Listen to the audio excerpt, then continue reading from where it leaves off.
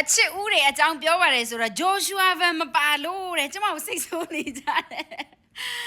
ဆိုတော့ Joshua Van ကိုလည်းအချစ်ဦးတွေထဲမှာပေါ့နော်စရင်သွင်းပေးလိုက်မယ်နော်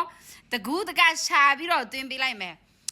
fighter ထဲမှာဆိုရင်တော့ကျမရဲ့အချစ်ဦးကအောင်လန့်ဆောင်ပေါ့နော်ဆိုတော့သူက fighter ထဲမှာအချစ်ဦးဖြစ်လို့မရတော့ဆိုတော့ချင်းကောင်လေးတွေပါပေါ့နော်ကျမကြွေမိတဲ့ချင်းကောင်လေးတွေမှာပထမဦးဆုံးကြွေမိတဲ့ချင်းကောင်လေးပေါ့နော်အဲ့ဒါအချစ်ဦးပေါ့အဲ့ဒီနေရာသူ့ကိုထားပေးလိုက်ပါပြီကျင်းနေကြတော့နော်ကျမရှင်တို့ရဲ့ Joshua Van ကိုအချစ်ဦးတွေထည့်ပေးလိုက်ပြီနော်ကျမရောင်းတဲ့အထည်တွေလည်းအားပေးအသီးတွေလည်းအားပေးပြီးအခုကျမရှူဆေးကောင်းမှုတဲ့သူတွေကားမှုတတ်တဲ့သူတွေဟိုဇက်ကြောတက်ဟိုတက်ဒီတက်အဲ့လိုမျိုးတတ်တဲ့သူတွေအတွက်ရှူဆေးအထူးအရန်ကောင်းတောင်စိတ်ဆိုတဲ့ဒစိတ်ပေါ့နော်အဲ့ဒါကြော်ညာပေးမယ်ရောင်းပေးမယ်နော်အဲ့ဒါကန်ဆယ်မဲလည်းရှိတယ်မကြခင်လာမယ်နော်အားပေးကြပါဦး grapefruit ဒီလည်းရောင်းတယ်နော်